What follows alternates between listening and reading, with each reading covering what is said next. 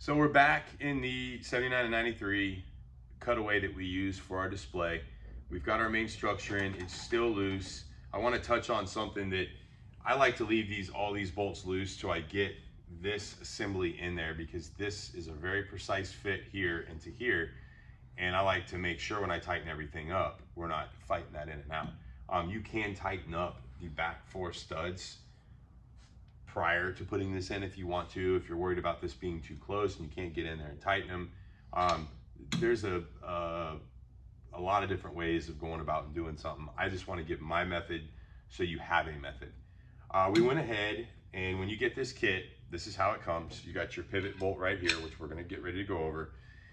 The pedal pad's not on it, and you got a bag of bolts that's got pedal pad on it that has the hardware in it to mount it. We went ahead and mounted it.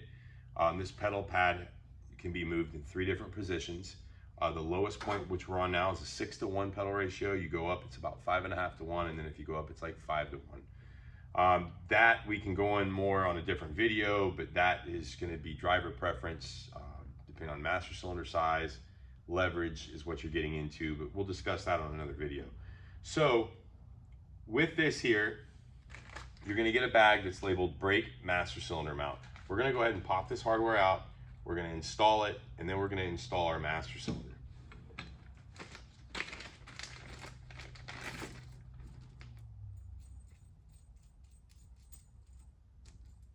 These 2 studs are what the master cylinder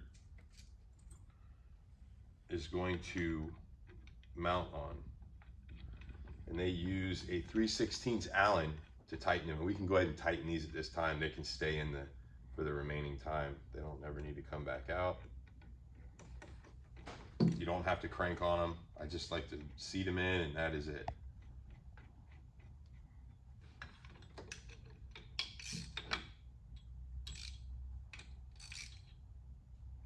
Okay, so now that we have our studs in, we've got our master cylinder out of the box. Now this thing comes out, it's in a bag from Willwood.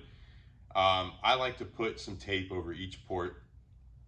These are your inlet ports where your fluid gets fed in. These are your outlet ports, your outputs. You got on each side. We'll go over that in another video, but right now, our main thing that I like to get done at this point is we want to find out where the driver wants the pedal.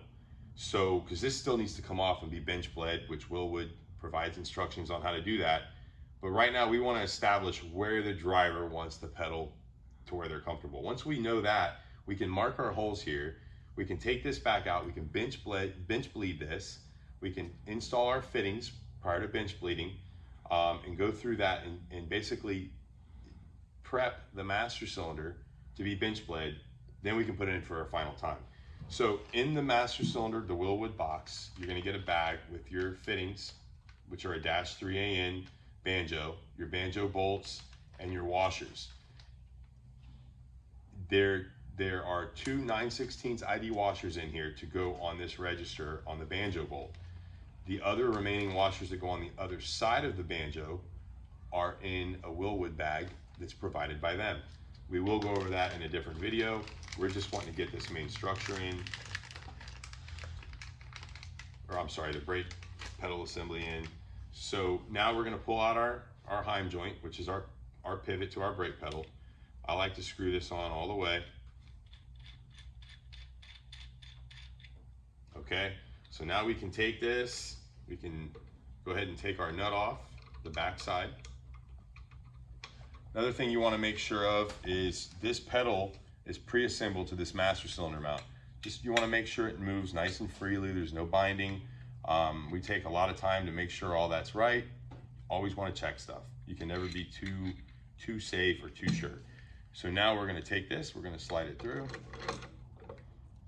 and we'll hold it there.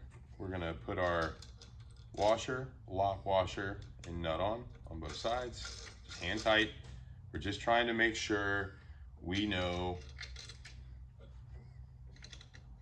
where the driver wants his pedal or her pedal. So right now, I'm gonna I hope this is against a stop. I'm gonna hold this here, and I'm gonna run this out where it's right in a good spot to slide through.